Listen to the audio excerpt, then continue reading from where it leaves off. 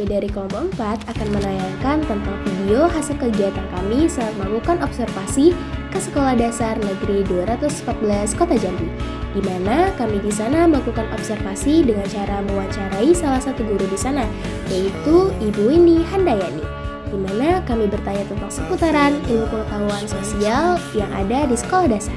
Untuk lebih lanjutnya, ditonton terus ya video kami. Terima kasih.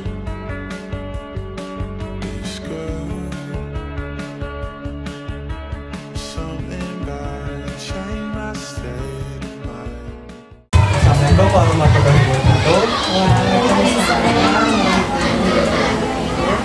Kami dari kelompok 4 mata kuliah IPS Dasar SD dan KPFI akan melakukan sebuah wawancara dengan bidang tamu yang sangat spesial hari ini, Bu Windy Handayani.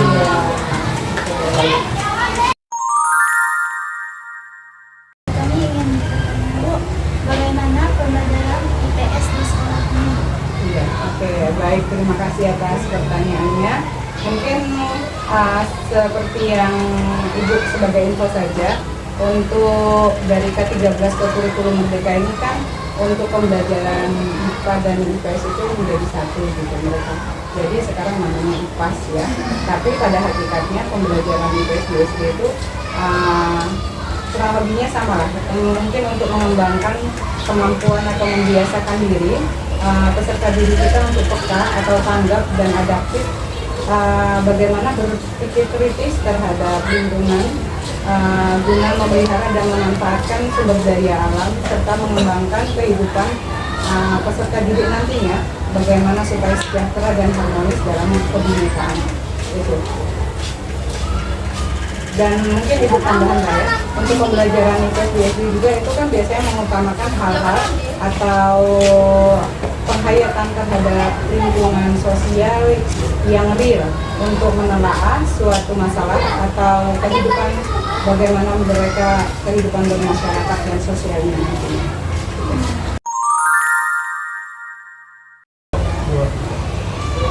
Di sini saya ingin bertanya Bu, masalah apa saja yang timbul dalam pembelajaran di sekolah ini?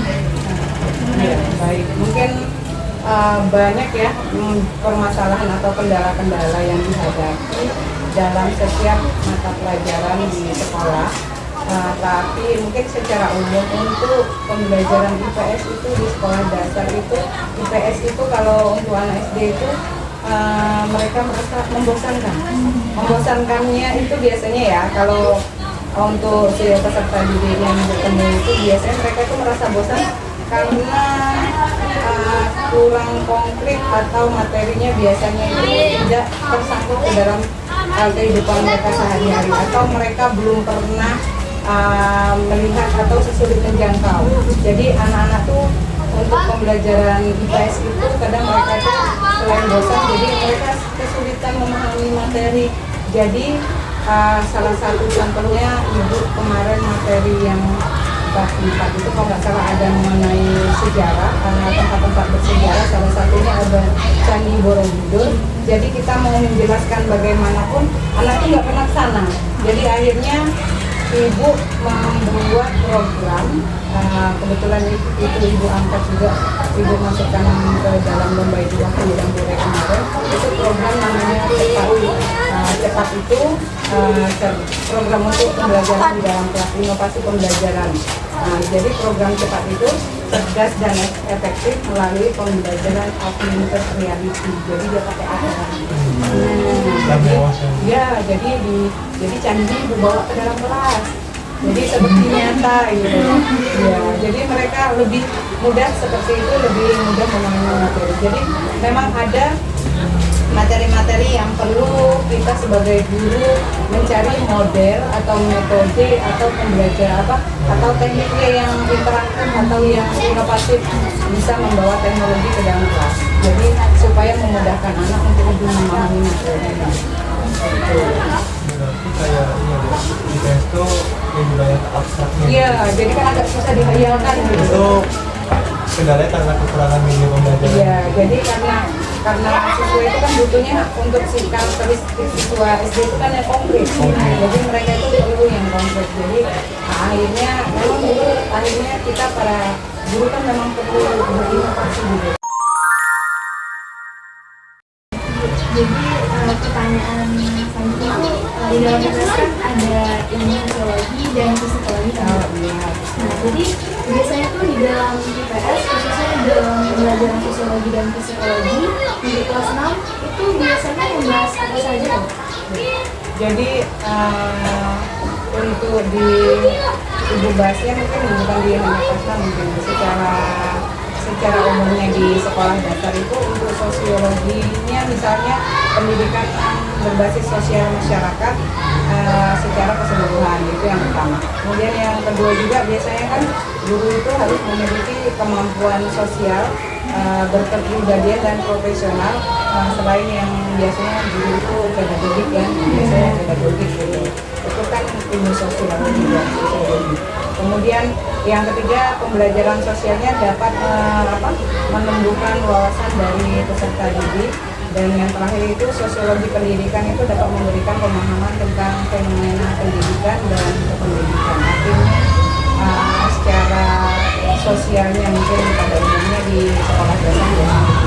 Kalau untuk psikologinya, psikologi terutama kita untuk guru mungkin ya yang paling penting memiliki untuk psikologi itu untuk psikologi bagaimana perkembangan dari belajar itu dapat membantu kita sebagai guru untuk menentukan materi pembelajaran dan cara menyampaikannya itu bagaimana itu kan psikologi ya. Jadi kadang ada guru itu yang seseorang itu yang pintar tapi untuk mengajarkan itu bisa sampai ke anaknya. Nah itu perlu ilmu psikologi. Betul ya, perlu ilmu psikologinya gitu. Karena banyak orang pintar tapi untuk membuat seseorang pintar itu bisa. Iya. Kemudian guru yang kedua tentang psikologi mungkin guru juga dapat menciptakan kondisi yang menyenangkan dan memfasilitasi peserta didik dengan berbagai macam benda-benda yang konkret kalau di SD kan. Jadi yang kedua itu psikologi mungkin sangat berguna untuk kita sebagai guru bagaimana mengakomodir, memfasilitasi kebutuhan belajar peserta didik di sekolah. Gitu. Kemudian yang selanjutnya guru juga dapat mungkin menerapkan berbagai teori-teori mengenai ilmu psikologi yang mungkin yang diperlukan saat mungkin mengalami kendala-kendala di sekolah. Artinya mungkin ada mungkin peserta didik yang mengalami permasalahan di rumah kemudian terbawa ke sekolah. Tentu kita sebagai guru kan kita perlu bagaimana cara kita memfasilitasi siswa tersebut supaya bisa tetap fokus belajar di sekolah. Itu kurang lebihnya.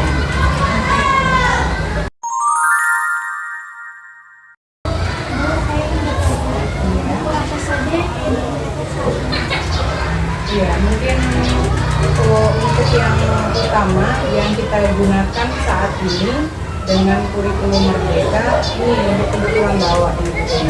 Jadi tentang ilmu pengetahuan alam dan sosial IPAS, karena ibu tadi bilang terintegrasi ke dalamnya kan dari IPS, dan ini dari penerbit Yudhistira Galia Indonesia.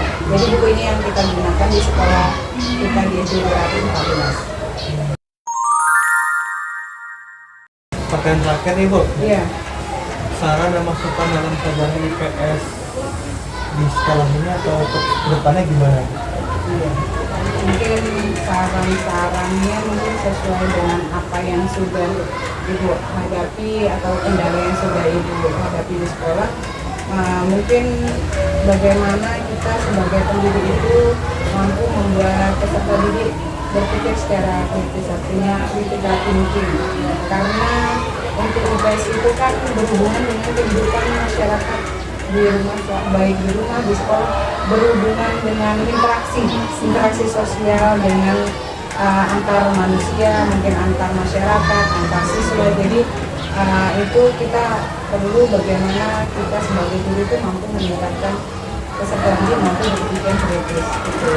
Kemudian yang selanjutnya mungkin bagaimana seseorang guru itu penting untuk membangun komunikasi yang baik dengan peserta didik. Ya, jadi yang nomor satu itu komunikasi.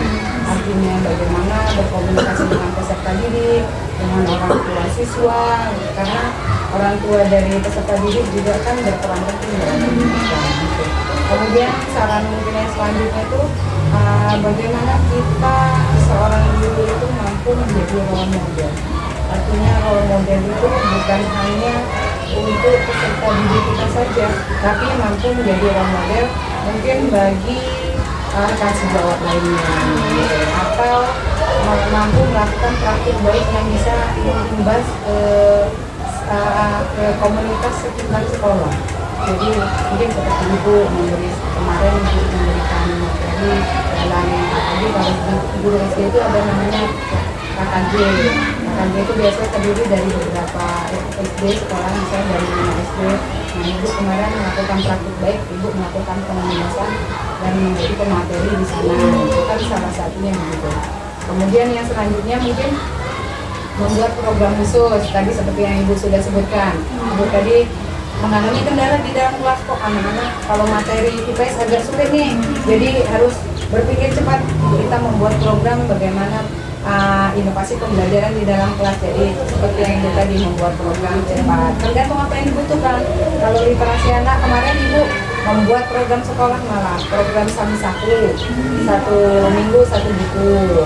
Untuk ini kemarin, untuk apa kita kemarin mau SDBS Sekolah Dasar Bersih dan Sehat, itu ibu membuat program bisa lihat sampah ambil.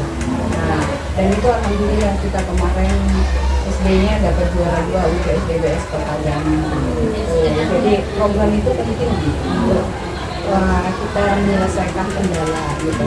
Baik Ibu, terima kasih telah meluangkan waktunya untuk menghadiri wawancara yang kami lakukan di sekolah. Kami mohon maaf Bu kalau misalnya mengganggu atau mengambil waktu, menyita waktu Ibu untuk mengaji sama anak-anak gitu kan. Ibu senang, artinya bisa berbagi. Dan semoga nanti tugasnya bisa mendatangkan hasil yang terbaik. Amin. Dan ibu juga berdoa semoga kalian menjadi nanti menjadi kan calon guru, menjadi guru yang hebat di masa depan. Amin.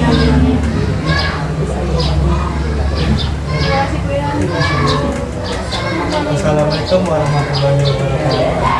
Waalaikumsalam warahmatullahi wabarakatuh.